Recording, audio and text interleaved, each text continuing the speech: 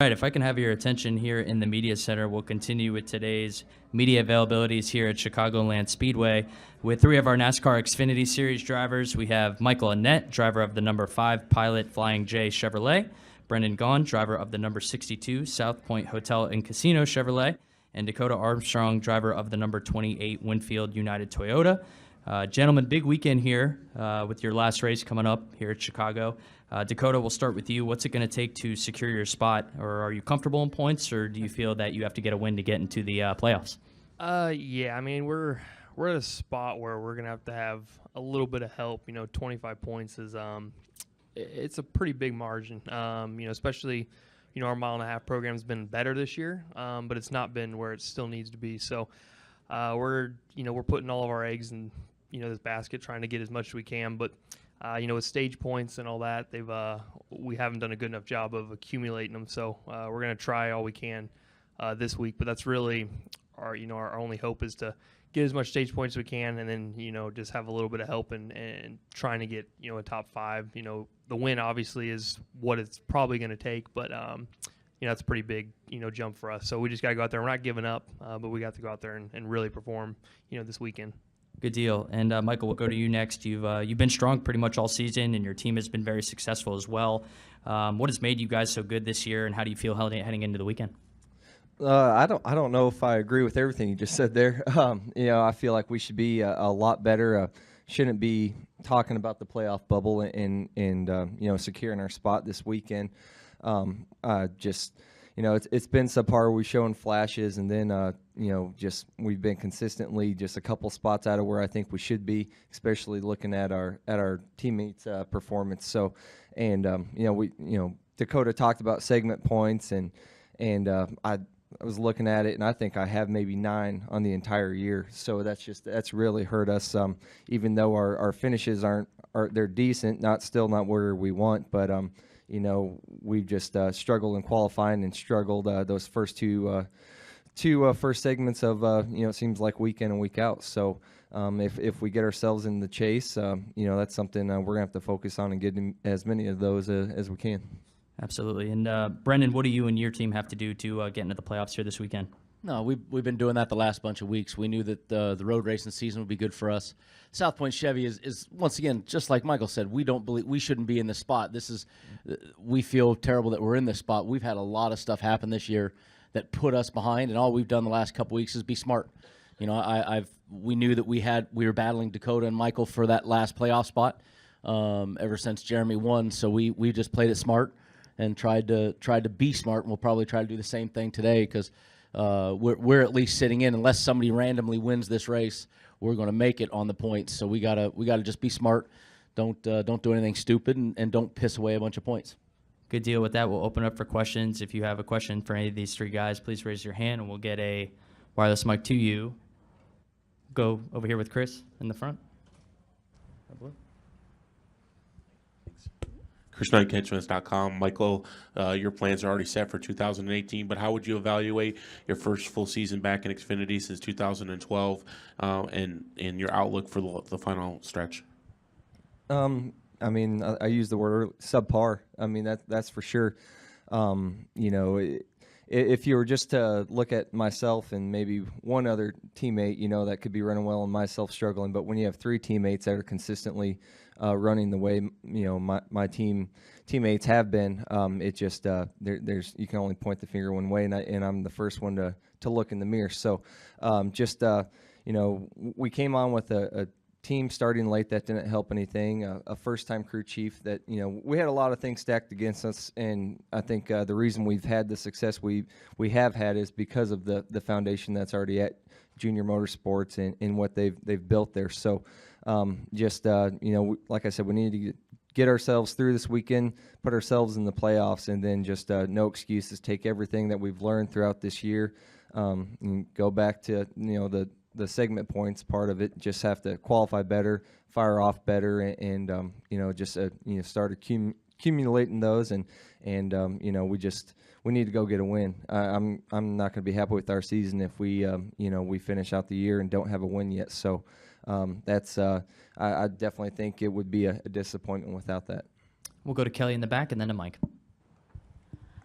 KellyCrandallRacer.com for any of the three who would like to answer. When you look at, you all touched on playoff points and being in this position, and if you qualify for the playoffs, will there be maybe any little bit of an advantage to watch how the cup race here will unfold this weekend when it comes to those playoff points? Because you guys still have a week to go before your opener starts. So you kind of give you an idea of maybe how important those points will be? No, I don't think. I mean, we know how important they are. We know what it does. We know what's put us.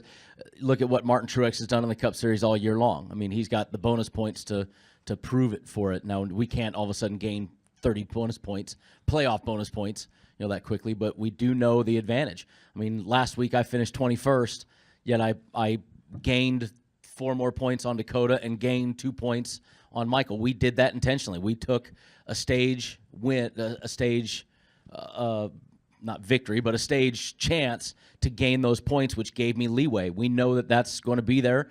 I think that strategy's been played out all year, and it's going to continue to play through the playoffs. I got to say, it's a pretty brilliant point system for that end, where it's really cool that you can gain or lose that many points in the middle of a race. We'll go to Mike and then to Chris. Mike Hembry, USA Today. Brendan, how do you USA race? Today. Wow. How are you? That a new one? No. Really? Yeah. Been a while? Yeah. Trying to keep pay attention. Come on, trying to keep up. Congratulations. Thank you. How do you race not stupid? Do you try to? For me, that's really tough, Mike. That's why I'm asking. I mean, do you try to get top 10 and ride there and be safe? Is that what you're looking at? No, like for right now, look, the South Point Chevy, we know we're faster than we've been. We've been fast throughout the year and been wrecked throughout the year. We've been fast throughout the year and had, problems. So I'm not worried about speed right now. Normally, you'd worry about speed. If you're not fast, you're worried. We've been fast. Right now, I have to worry about these two gentlemen right here. So what we have to do is stay focused on where we need to be. If Dakoda is going for stage points, it forces us to go for stage points. If he stays out to go for the win, it forces us to kind of stay on his cycle. So we're looking at a different strategy for the race than looking at what the leaders do, looking at what everybody else does. I have to pay attention to these two guys right here and base my strategy off of them, off of trying to gain whatever points I can to give me a bigger lead, a bigger cushion, just in case something random does happen. I mean, somebody behind us, Brandon Jones goes out and wins the race. That could really throw a wrench into this whole thing. So we have to be cognizant of that with 1 point and 20 points, 25 points. That's not, nowadays in this point system, that's not insurmountable. Chris, go ahead. For Dakoda, even if you guys don't make the playoffs this year, you cannot digest, or you cannot think about what you guys have been able to accomplish this year, including back-to-back career top 5 finishes for you at JGL, and that's something for you guys to be proud of. Yeah, and I think one thing is we haven't had a DNF yet. We've done a good job of just taking care of our equipment, being there, being a smaller team. So, that really shows that the guys at the shop are really doing everything they can to keep this, this thing running and, keep everything going where nothing's falling apart. We've had a little bit of bad luck here recently with tires going down and stuff like that, but that's, it's going to happen. It just caught us at a bad time, and you can't really stop someone else from winning a race. So we did everything we thought we needed to do where we needed to be. If Jeremy didn't win it, we think we'd be in. So we just needed to be a little bit better here and there just to get those points we needed. But, we've improved, I think, a lot from last year. Last year there wasn't a surprise winner, and we didn't make it. And this year, I think I thought the competition was tougher as far as people running for points. There's good cars that didn't make it. So we obviously still need to keep growing and keep getting better, but we did a lot this year, and I think it shows. So it kind of stings not to make it, that we're not in yet. So I kind of wanted to give that for those guys, all the hard work, but we're still not giving up. We still have this race, so we'll see what happens. Jerry Jordan, KickingTheTires.net and PRN. Bren, got to ask, how's your liquor empire going?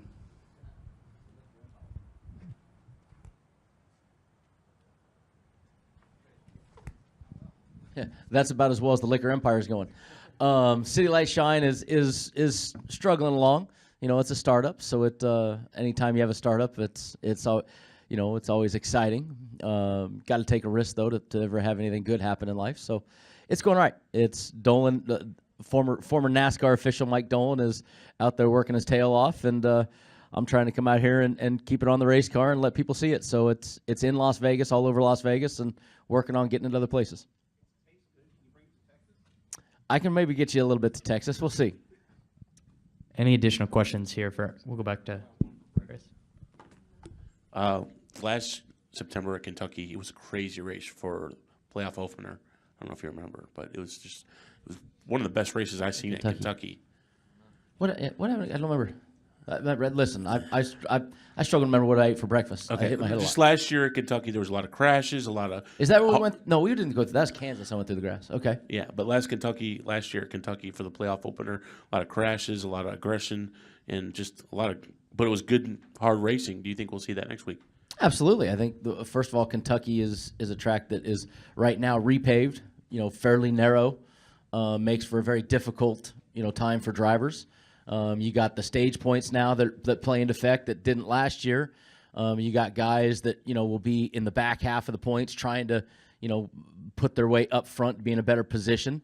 So absolutely, I think that the first race of each round of the playoff, I think you're going to see that here in the Cup race. So it's this playoff format is really cool. I think it's going to lend itself to that style of racing. So yes, I think you will. We'll go over here to Aaron. Aaron Bearden, Kicking the Tires. I'll try to be a little more serious than my boss asking about liquor. But last year we saw Blake Cook come from a somewhat similar position and run through the chase and almost make the championship 4. Given the playoff point system this year, do you guys still think that's feasible? And if so, what do you think it's going to take? I mean, absolutely. You look at any, look, Dakoda was as high up as what, 8th in points at one point? I mean, Dakota's kicked all the big teams' butts this year. I mean, they were awesome. So it can happen. Michael Annett and I both have, very strong organizations that run well. So it just takes the right run, the right time. And I think that's what's fun about the playoffs now. I mean, I played college basketball and college football, and you hit the hot streak in college basketball at the right time. You end up Virginia Commonwealth going to the Final Four as a 12 seed. It's like anything can happen in a playoff format, and especially this one with the stage points added to it. It's going to be exciting. Any additional questions here for our 3 NASCAR Xfinity Series guys? We'll go to here to Lee. Lee Spencer, Motorsport.com. Brendan, how important would it be for the Xfinity Series to get more standalone races? So the Xfinity drivers were kind of like the ambassadors of the sport, taking racing into new markets. Lee, you've heard me answer this a million times. You know my answer. I don't care that the Cup guys are here. Basically, that all boils down to the fact that people want to say the Cup guys shouldn't be here. I don't say that. So is it great to have standalones? Absolutely. It's great to go to markets like Iowa, like Kentucky when we go alone.